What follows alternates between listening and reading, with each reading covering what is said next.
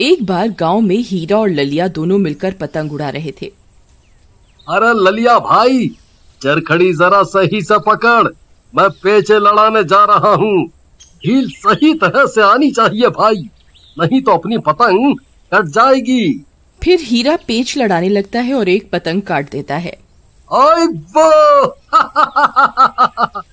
वाह वाह वाह ललिया भाई, वो देखो मैंने लाल पतंग को काट दिया, कैसे लहराती हुई जा रही है। हाँ भाई हीरा, ये चाइना का मांझा तो बड़ा ही जबरदस्त निकला भाई, इसकी धार तो वाकई बड़ी तेज निकली। चलो चलो अब वो नीले रंग की पतंग काटते हैं। फिर वो दोनों पतंग उड़ाने में मस्त हो जाते हैं और वो लाल पतंग कटकर एक पेड़ पर जाकर फंस जाती है और उसकी लंबी डोर भी वहीं सड़क पर गिरी होती है। तभी एक औरत रिक्शे पर वहां से जा रही होती है। रिक्शा तेज रफ्तार में होता है, तभी उस कटी पतंग का मांझा उस औरत के गले से टकराता है। आह, अरे मर गई, ये क्या चीज थी, इसने तो मेरी गर्दन ही काट दी। तभी उस तेज मंझे से औरत की गर्दन की सांस की नली कट जाती है और वो सांस नहीं ले पा रही होती। भैया मेरी मदद करो, मैं सांस नहीं ले पा रही हूँ। फिर वो औरत सांस न आने की वजह से वहीं दम तोड़ देती है। अरे बाप रे, ये क्या हो गया, इसका तो बहुत खून बह रहा है। अब क्या करूं? अरे अरे भाई कोई है, मदद करो, हमें मदद की जरूरत है।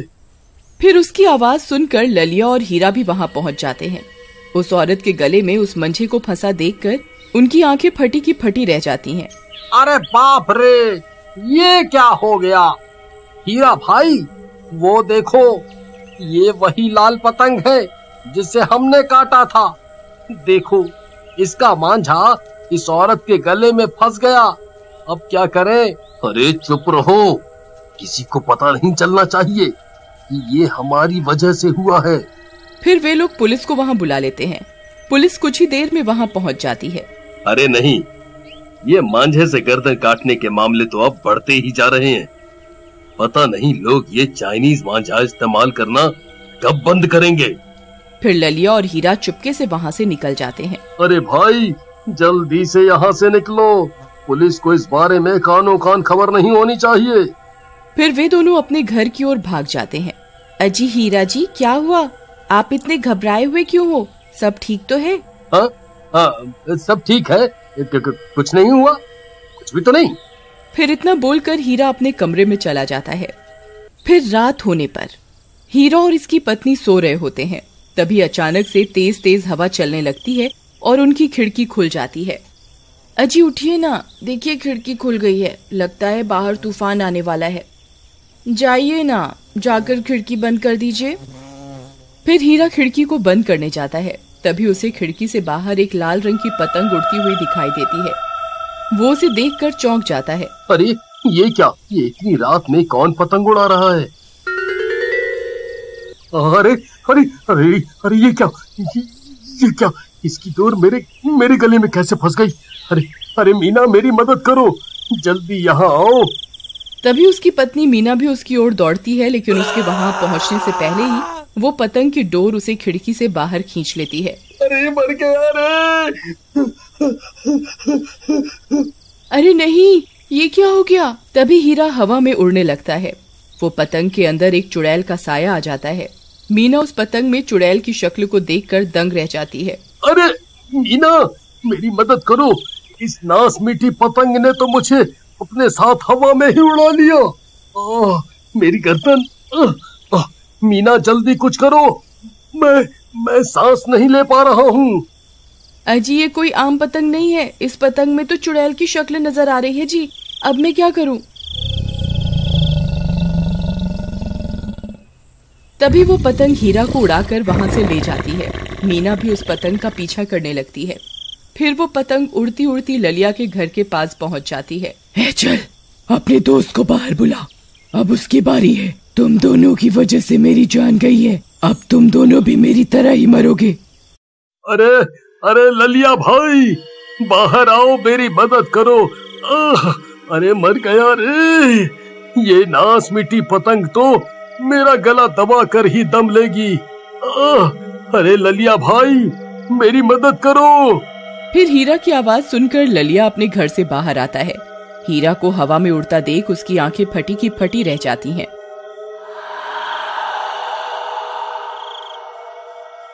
अरे बाप रे, अरे हीरा भाई, तुम इस पतंग के साथ हवा में कैसे उड़ रहे हो? अरे नास मिटे, दिख नहीं रहा? ये पतंग की डोर मुझसे लिपटी हुई है। ध्यान से देख, ये वही पतंग है जिसे हमने आज सुबह काटा था, जिसकी वजह से एक औरत की जान चली गई थी।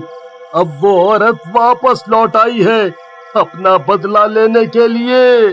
फिर ललिया ध्यान से पतंग की ओर देखता है तो उसे एक चुड़ैल का चेहरा दिखाई देता है। उस चुड़ैल को देखकर उसकी आंखें फटी की फटी रह जाती हैं।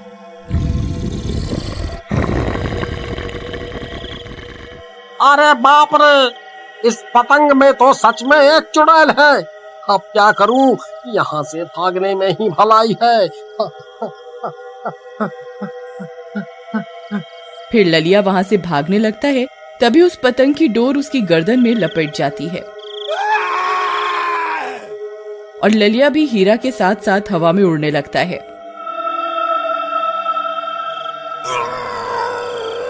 अरे मर गया रे।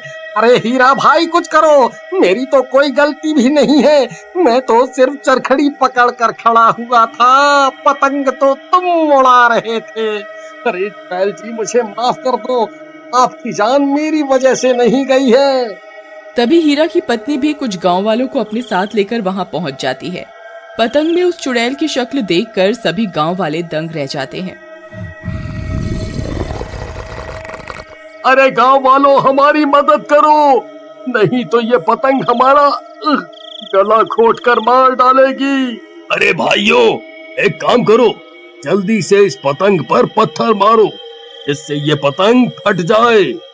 फिर सब गांव वाले मिलकर पतंग पर पत्थर बरसाने लगते हैं। ले, ये ले, ले और ले। आ, आ! अरे कमबख्तो, पत्थर मारकर हमारी जान लेना चाहते हो क्या? आई आई मम्मी आई। अरे हीरा भाई, अपना सर बचाओ, अगर एक भी पत्थर सर पर लग गया तो हम नहीं बचने वाले। फिर कुछ ही देर में गांव वाले पतंग पर इतने पत्थर बरसा देते हैं कि पतंग फट जाती है और हीरा और ललिया नीचे जमीन पर गिर जाते हैं। अरे मेरी कमर, बहुत दर्द हो रहा है भाई। अरे हीरा भाई, रोना बंद करो और जल्दी यहाँ से निकलो। पतंग फटने की वजह से ही वो चुड़ैल पतंग से बाहर निकल आती है और गुस्से से आग बबूला हो रही होती है। तुम्हारी इतनी हिम्मत, मेरे और मेरे शिकार के बीच में आते हो। अब तुम सब के सब मरोगे, मैं तुम में से किसी को जिंदा नहीं छोड़ूंगी। अरे ललिया भाई, अब क्या करें? ये चुड़ैल अब किसी को जिंदा नहीं छोड़ेगी भाई, जल्दी कुछ सोचो, नहीं तो कोई नहीं बचने वाला। फिर चुड़ैल गांव वालों की ओर बढ़ने लगती है। तभी ललिया का छोटा बेटा चुड़ैल के सामने आ जाता है और चुड़ैल के आगे हाथ जोड़कर खड़ा हो जाता है। उस छोटे से बच्चे को अपने सामने देखकर वो रुक जाती है। चुड़ैल आंटी, मेरे पापा को माफ कर दो, उनसे अनजाने में बहुत बड़ी गलती हो गई, आप उन्हें माफ कर दो। मैं आपसे वादा करता हूँ, आज के बाद हमारे गांव में कोई भी तेज मंझे का इस्तेमाल नहीं करेगा और पतंग सिर्फ खुले मैदान में ही उड़ाएगा, जिससे उसकी डोर कटने के बाद किसी को कोई नुकसान न पहुँचे। उस बच्चे की बात सुनकर उस चुड़ैल को दया आ जाती है। गांव वालों, तुम सबको इस बच्चे से कुछ सीखना चाहिए। ये इतनी छोटी उम्र में जान गया कि इस तेज मांझे से कितने लोग और पक्षियों की जान को खतरा हो सकता है। आज मैं तुम सबको सिर्फ इस बच्चे की वजह से छोड़ रही हूँ। फिर वो चुड़ैल वहाँ से चली जाती है। उस दिन के बाद से गांव वाले तेज चाइनीज मांझे का बहिष्कार करते हैं और पतंग सिर्फ मैदानी इलाके में ही उड़ाते हैं।